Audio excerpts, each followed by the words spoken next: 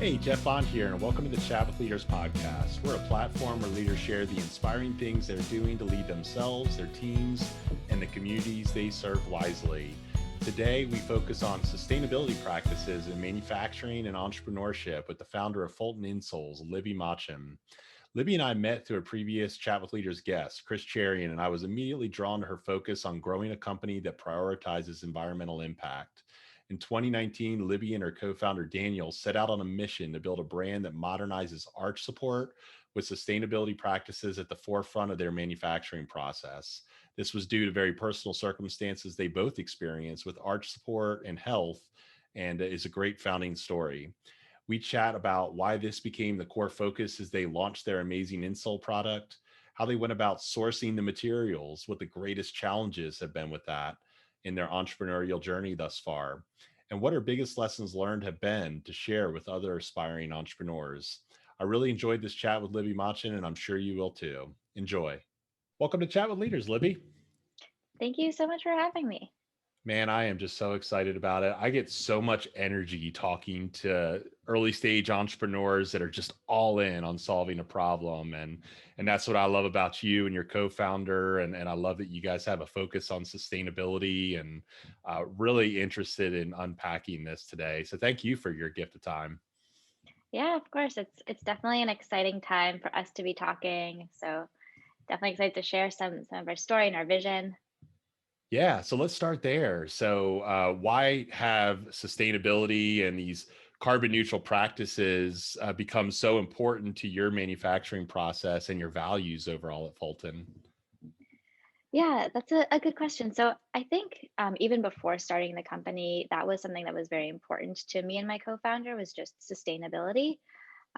We hadn't really even decided on what materials we'd be using or even really understood our competitive landscape, but I think that's something that's just like core to us. We want the planet to be as it is for our children and future generations.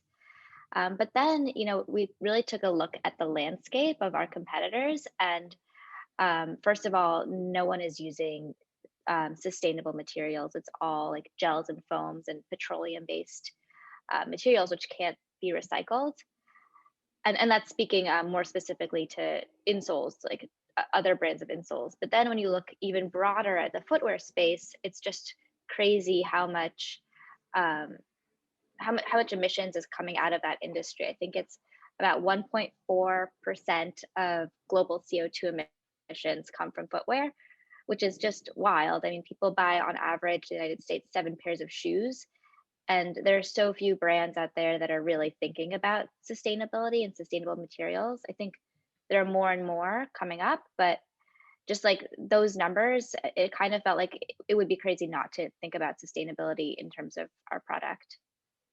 It's really responsible of you guys. And I thought what was interesting because 1.4% may not sound like a lot at first glance, but I love the comparison that you guys have drawn that the entire aviation industry accounts for 2% of global emissions. And so the footwear industry really has a lot of area of opportunity for you guys to focus on your impact environmentally on the earth. So it's great that you guys have come to that conclusion and focus. It's really making a difference.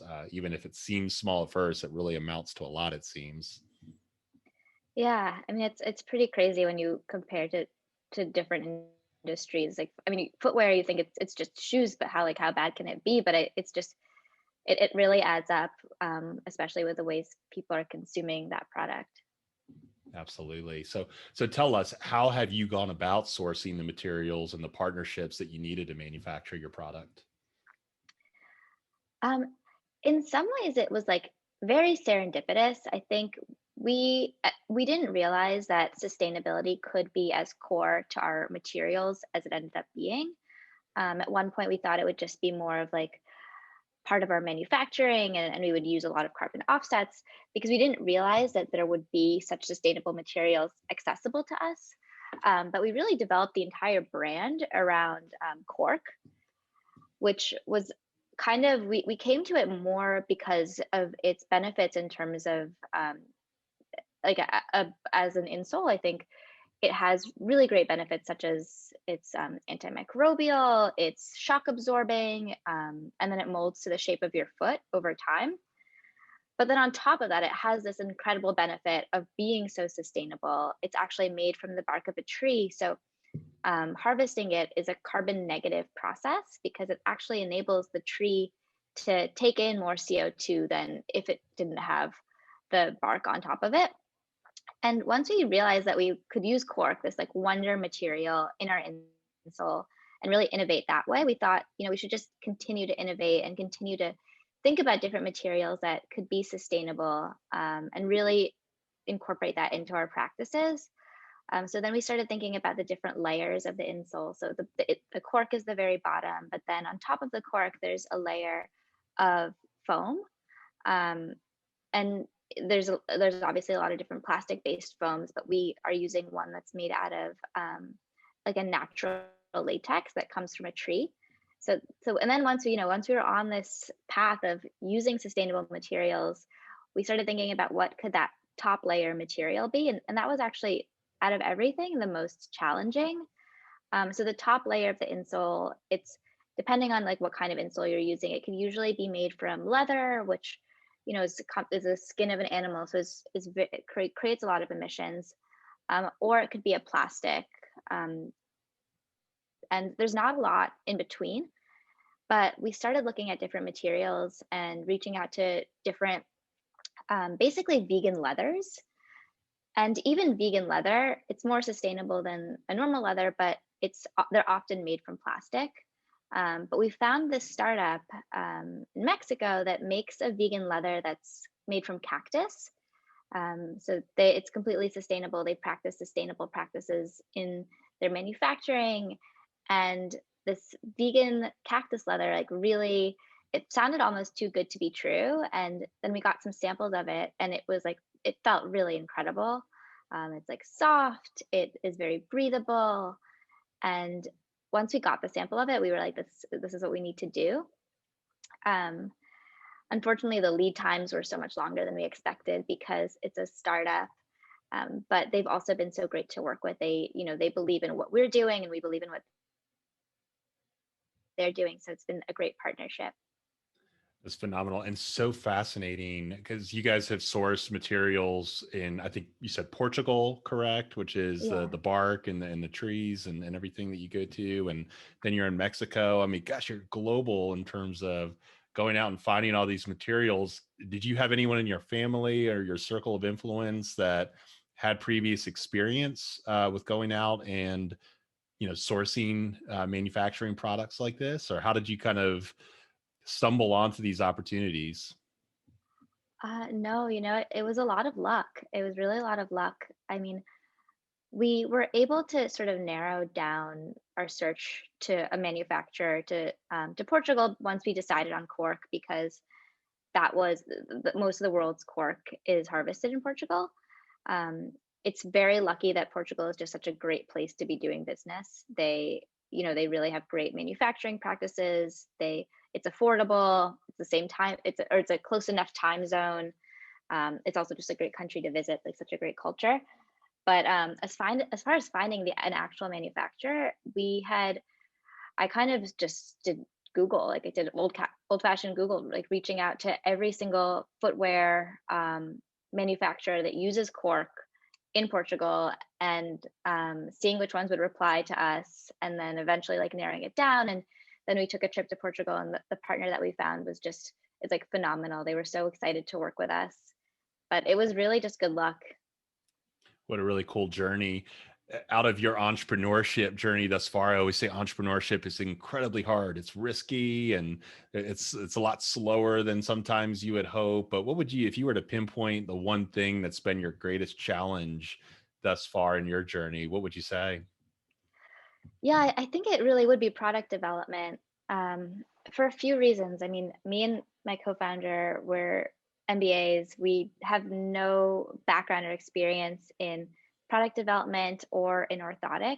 We don't really know um, much about insoles. Like at least when we first started, we didn't know. Now I know more than I ever thought I would. But we're not doctors, we're not chiropractors, we're not podiatrists. So a lot of what we were doing, we had to find a lot of mentors and people that would be willing to talk to us and help us with the design.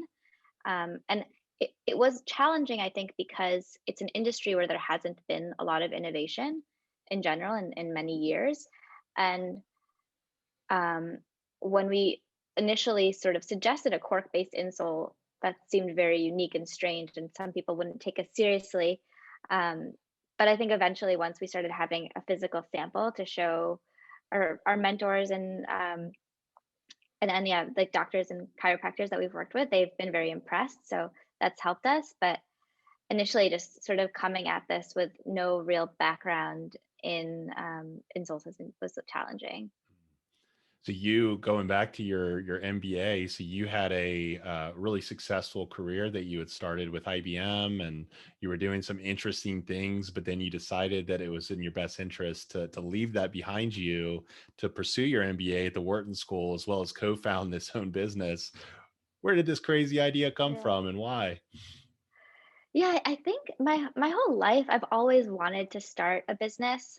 I I never really knew what that would look like and what that meant. I think I always loved solving problems. So coming out of my undergrad, I started working in marketing, and that was sort of a way of solving problems, like understanding consumer problems and sort of developing messages to answer those problems, but it wasn't actually developing a product. So in the back of my head, I like never felt fully satisfied by my career in marketing. And I mean, my experience at IBM was incredible. I learned so much, but I did eventually feel like I wasn't learning as fast as I wanted to be and as much. And I think part of it is just like working at a big company, there's things naturally just move a lot slower. And um, I decided, yeah, that I wanted to pick up the pace and sort of change my career. And going to business school was always also something that I'd wanted to do. And I very, very serendipitously met my co-founder Daniel at Welcome Weekend. Um, so we like really hit it off, and the idea started even before we got to Wharton. Mm.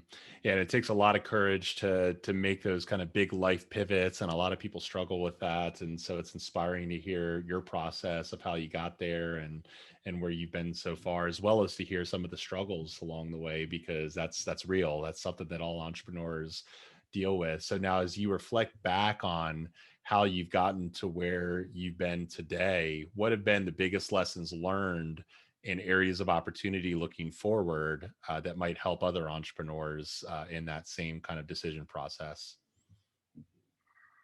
I think something that I've learned is that there is no right way to do entrepreneurship. I think, there's so many, you hear so many different stories, and I think a lot of people might think that there is a specific path that you need to take and a right or wrong way. I think some people think that getting an MBA with the goal of entrepreneurship is crazy. It's like so much money to spend. Um, but for me, it's sort of been one of the best decisions that I've made, and I've had the opportunity to talk to so many different founders and hear their stories and really understand that everyone does it differently, and there's not a right way.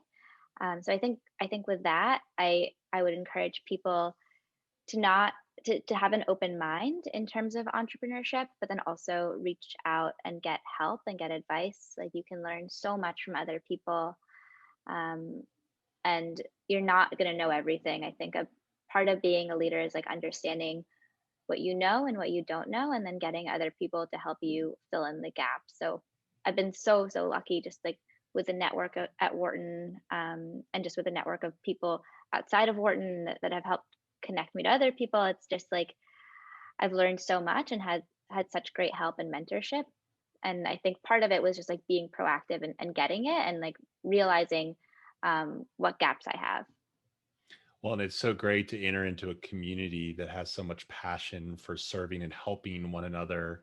The fact that you and I connected through a previous guest on the show, Chris Cherian with Gatherly, is also kind of a small indication of that, of how tight knit the community is and how we can all look out for one another to support this and to support companies like yours that are making a difference through the environmental impact you're having through sustainability and to your passion for helping people with their alignment and to a really fantastic product. So, Libby, if people wanted to learn more about your company, connect with you, and follow your leadership, where would you have them go?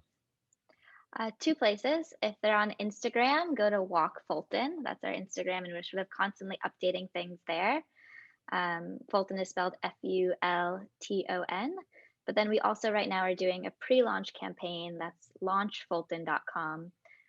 So you can engage there, have some opportunity to earn free product, free insoles, free socks. Um, yeah, so either of those locations, you can learn more about what we're doing.